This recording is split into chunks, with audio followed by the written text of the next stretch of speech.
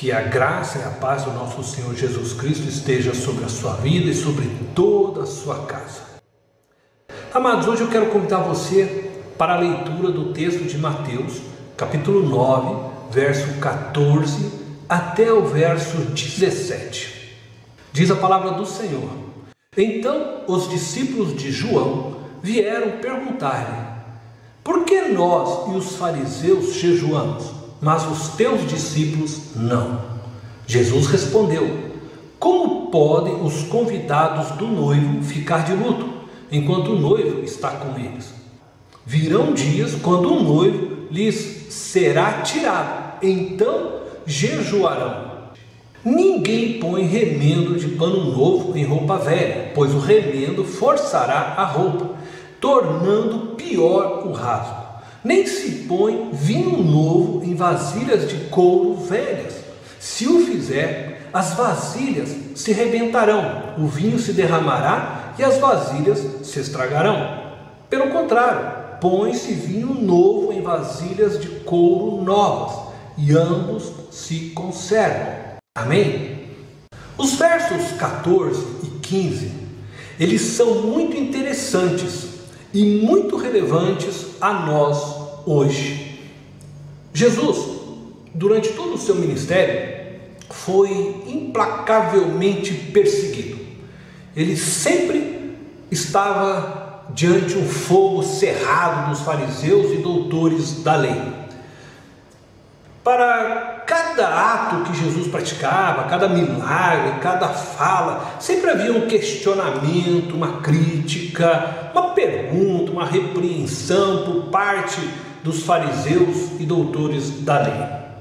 Jesus era sempre confrontado por estes homens, interrogado por eles, numa tentativa de extrair de Jesus algo que pudesse dar a eles a comprovação de que Jesus não era o Messias, o Cristo enviado de Deus.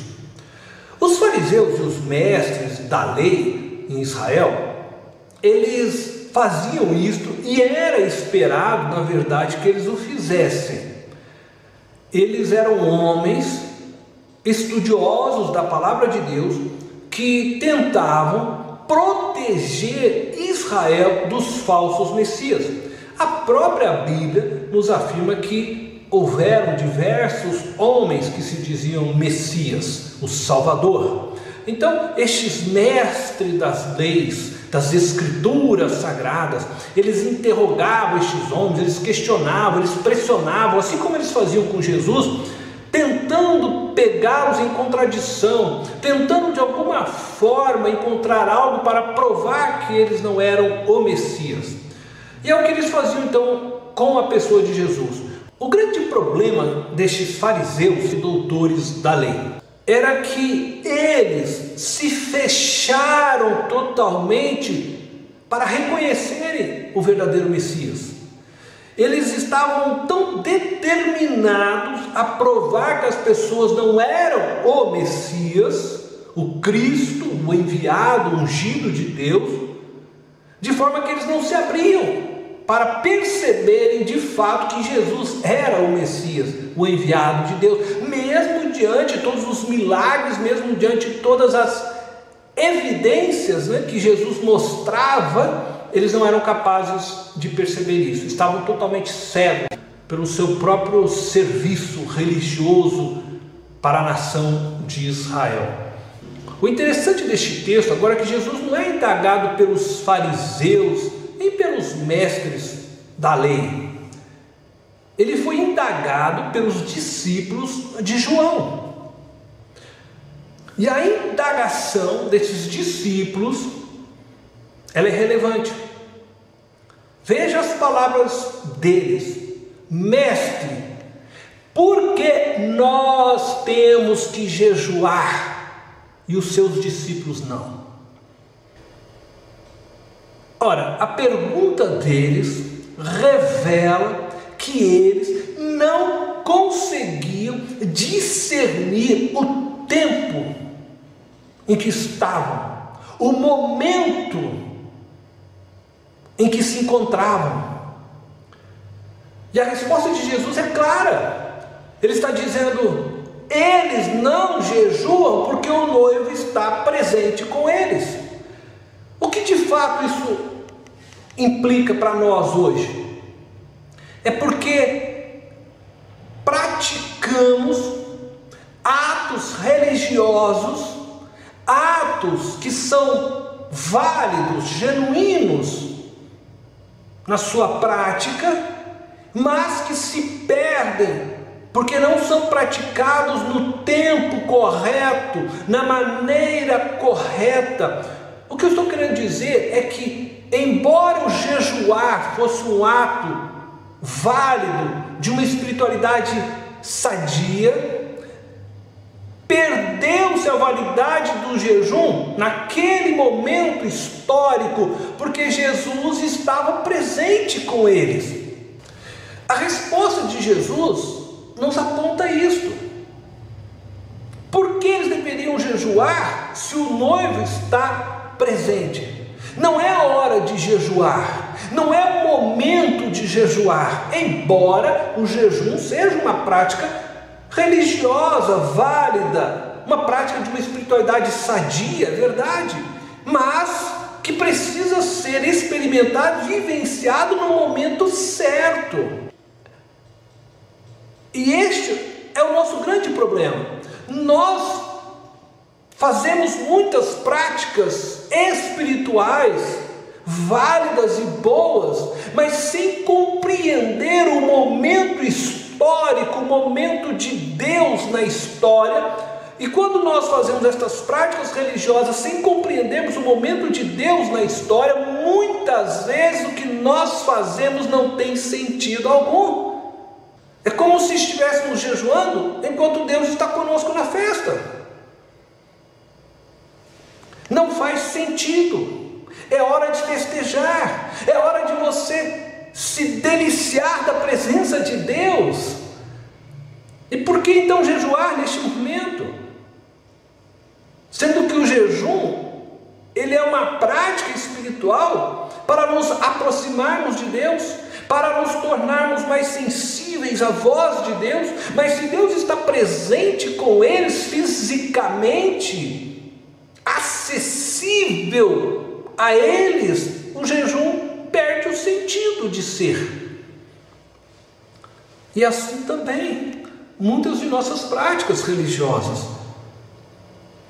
Então, o que acontece é que aquilo que é espiritualmente válido, sadio, acaba se tornando só uma prática religiosa, porque nós não estamos entendendo a história, nós não estamos conectados com Deus no mover do seu Espírito na história. Por isso é muito importante que nós oremos com os corações abertos para entender o tempo de Deus e aquilo que Deus está fazendo na história, para que nós não só estejamos produzindo atos religiosos, nós só estejamos fazendo o que nós vínhamos fazendo há anos, sem entendermos o Deus na história, e achamos que estamos fazendo o correto.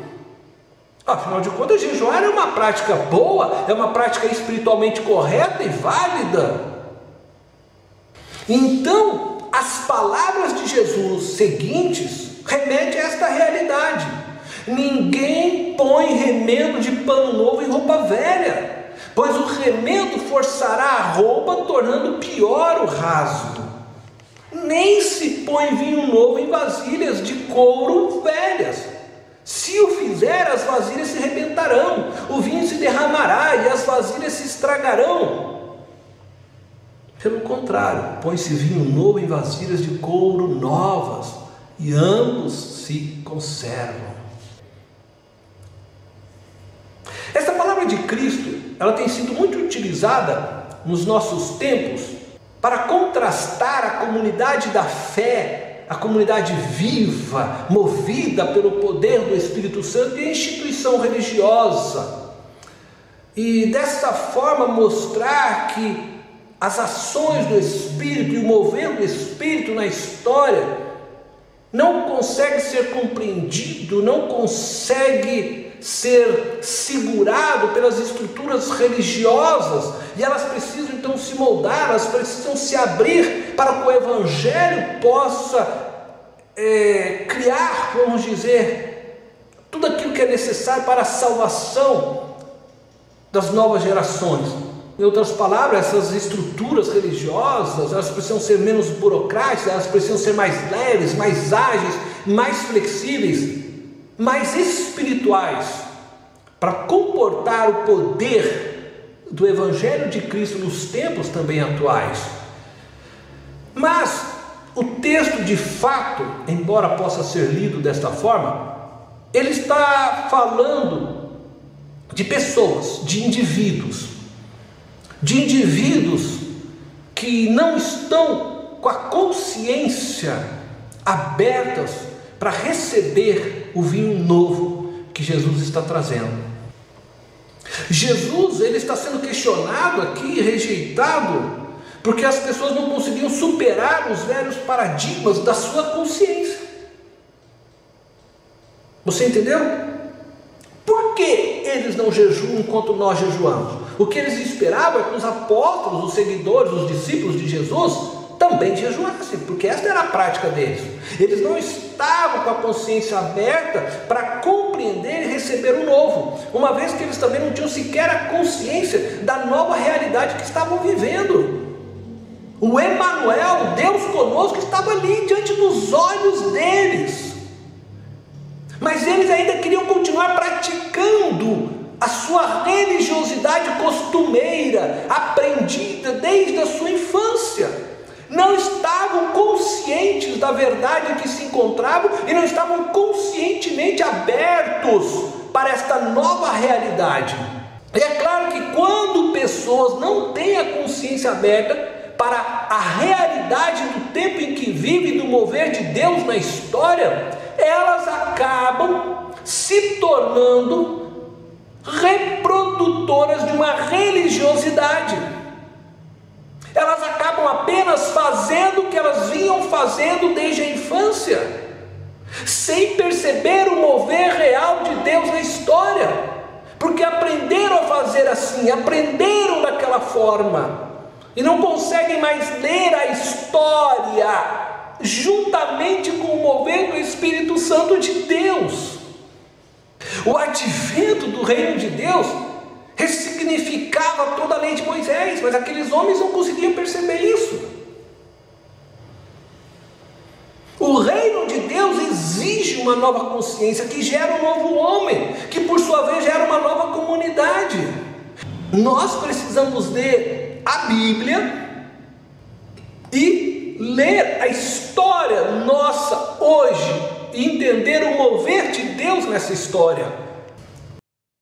Jejuar é um ato de piedade, assim como tantos outros atos. Ler a Bíblia, orar, dar o dízimo, socorrer aqueles que necessitam.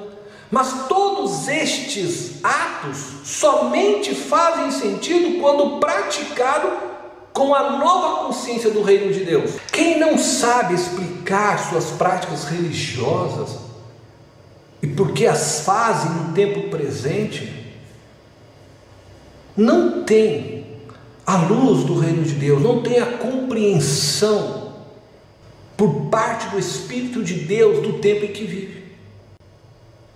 Ela só está lendo a Bíblia a partir daquilo que já lhe deram do passado. Ela não consegue ler a Bíblia acompanhando a história e o mover de Deus. Ela não está andando conectada com Deus na história. Ainda é pano velho, odre velho. Quem tem ouvidos para ouvir, ouça a voz do Espírito. Por isso precisamos orar intensamente, para que consigamos discernir o mover de Deus na história e possamos acompanhar este mover. De outra forma, nos tornamos religiosos, praticamos atos religiosos, tão somente. Deus te abençoe.